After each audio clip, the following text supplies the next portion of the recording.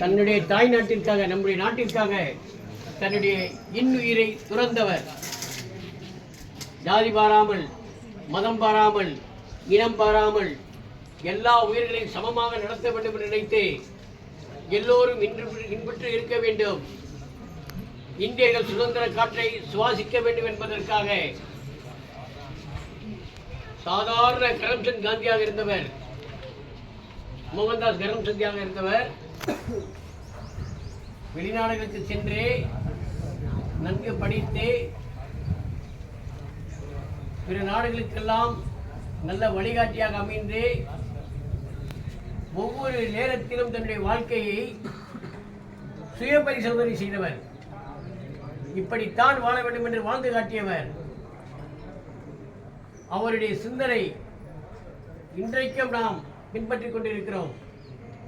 உலக அரங்கில் சுதந்திரம் கிடைத்த போது பத்திரிகையாளர்களால் சந்திக்கின்றார்கள்.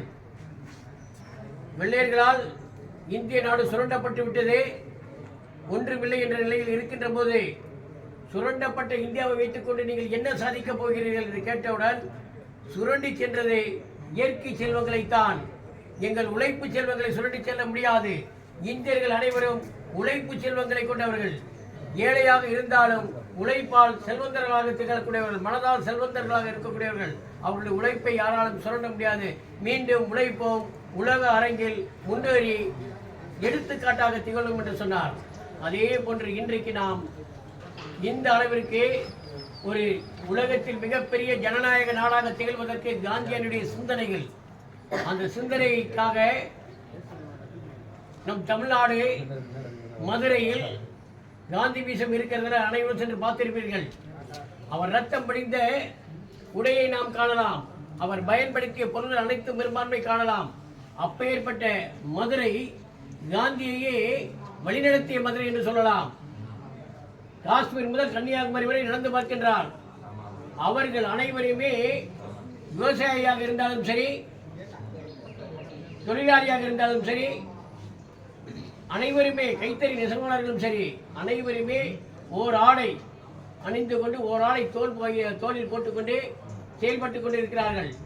அந்த நேரத்தில் மதுரை காந்தி போட்டல் எனப்படுகின்ற ஒரு கூட்டத்தில் இந்திய சகோதரர் அனைவருமே சிறந்த ஆடை உணர்த்துகின்ற வரை நான் இது போன்ற மேலாடையாக விளங்குகின்ற கோட் அணிய மாட்டேன், சூட்டு அணிய மாட்டேன், துப்பி அணிய போவதில்லை, கண்ணாடி அணிய போவதில்லை என்று துறந்து நிச்சயமான துறவியாக, உண்மையான துறவியாக மாறியவர். இந்த மதுரைக்கு காந்தியுடைய புகழானது எடுத்து சொல்லக்கூடிய அளவு இருக்கிறது. காந்தி மிஷத்துக்கு நாம் அனைவரும் சென்று பார்த்திருக்க வேண்டும், பாராளுமன்றம் பார்ப்பது கடமை.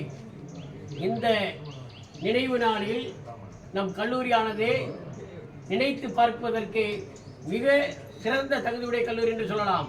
காரணம், ஒவ்வொரு ஆண்டும் அனைத்து துறை மாணவர்கள், முதலாம் ஆண்டு மாணவர்கள் காந்திய சிந்தனை என்ற ஒரு சான்றிதழ் படிப்பை படித்துக் கொண்டிருக்கிறார்கள். இவையெல்லாம் நம் கல்லூரியுடைய சிறப்பம்சம் என்று சொல்லலாம்.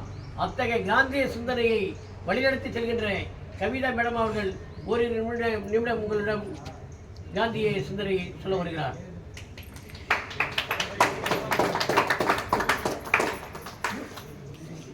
அனைவருக்கும் என்னுடைய மதிய வணக்கம். இன்று காந்தியினுடைய நினைவு நாள். அவரை நாம் சிந்திக்க இருக்கிறோம். எதுக்காக இப்போ நம்ம காந்தியை சிந்திக்கணும் அப்படின்னா, எல்லாம் இன்னைக்கு நல்ல ஃப்ரீடம் வந்து என்ஜாய் பண்ணுறோம். இந்த தருணத்தில் கண்டிப்பாக அவரை நம்ம யோசிச்சு தான் ஆகணும். நம்ம பாஸ்ட்டை நினைக்கலனா, பாஸ்ட் என்னன்னு தெரியலனா, இப்போ வாங்கின சுதந்திரத்தை நம்ம கண்டிப்பாக பாழ்தான் படுத்துவோம். நம்ம காந்தியை பற்றி எவ்வளோ வேணாலும் பேசலாம், ஆனால் நமக்கு அந்த வரலாறு தெரியலை அப்படின்னா நமக்கு கிடைச்ச சுதந்திரம் நல்ல ஒரு நல்லா உட்காந்து நம்ம உட்காந்து படிக்கிறோம். பேசிக் நீட்ஸ் நல்லா சுயமரியாதையோட சுயமரியாதை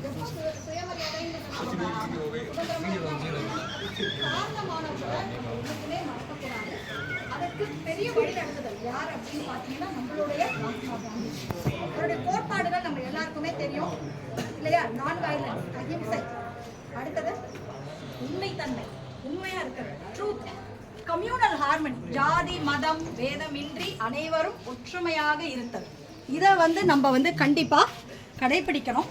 இதைத்தான் நம்ம காந்தியன் தாட் மூலமாகவும் நம்ம காலேஜில் சொல்லிட்டு இருக்கோம். இப்போ அதை சிந்திக்கிற அந்த நேரத்தில் நம்ம நிற்கிறோம். அவருடைய இந்த நினைவு நாள் அன்னைக்கு அதை சரிவர நம்ம வந்து ஃபாலோ பண்ணணும். நம்மளால் முடிஞ்ச அளவுக்கு நம்ம உண்மையாக இருக்கிறதுக்கும் நம்ம வந்து இங்கே நம்மளோட சேர்ந்து சக ஜீவராசிகள் இடத்துலையும் நம்ம வந்து இம்சைப்படுத்தாமல் அஹிம்சை முறையில் நம்ம இங்கே வாழ பழகணும். எல்லாரோடையும் நம்ம ஷேர் பண்ணணும்.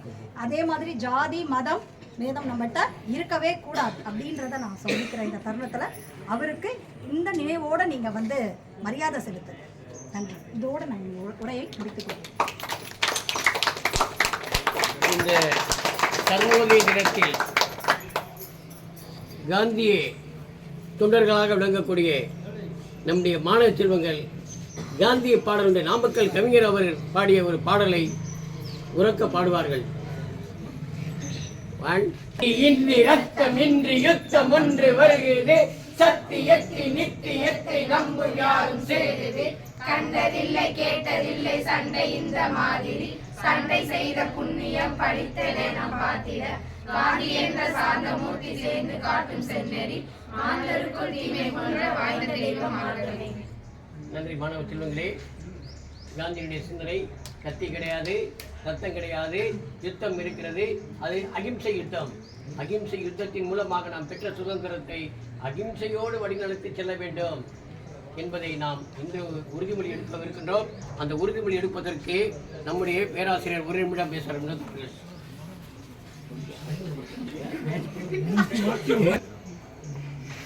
காந்தியின் நினைவு நாளை போற்றும் விதமாக நமது கல்லூரியில் அனைத்து துறையிலும் நமது உறுதிமொழியை எடுத்து கொண்டிருக்கிறோம்.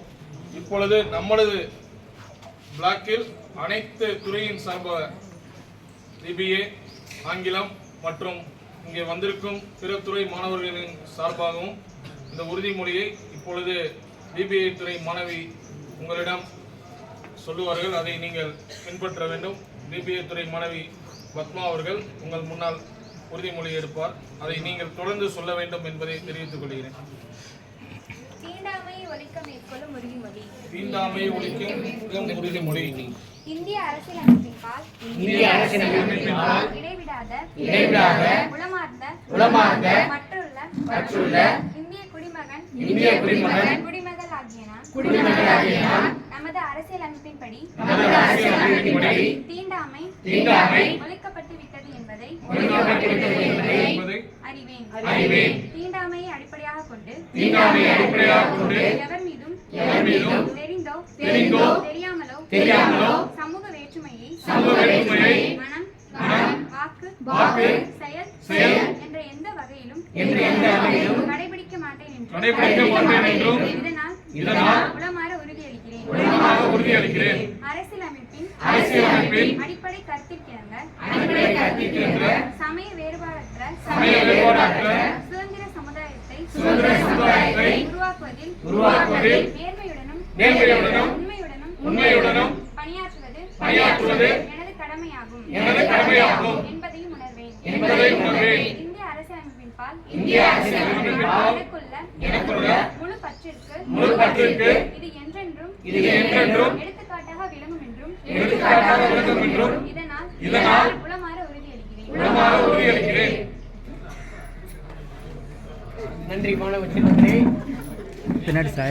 தினமும் நாம் ஒரு தாய் நாட்டை மறக்கக்கூடாது. நம் தாய் நாட்டிற்காக உழைத்த பெரியவர்களை ஒரு நிமிடமாவது நாம் தினமும் நேரம் கிடைக்கின்ற போது சிந்திக்க வேண்டும். நாம் அடுத்த தலைமுறைக்கு வழிகாட்டுவதற்கு தயாராக இருக்க வேண்டும் என்று சொல்லி அவரவர் வகுப்பிற்கு செல்லுமாறு அன்போடு வேண்டுகின்றோம். நன்றி, வணக்கம்.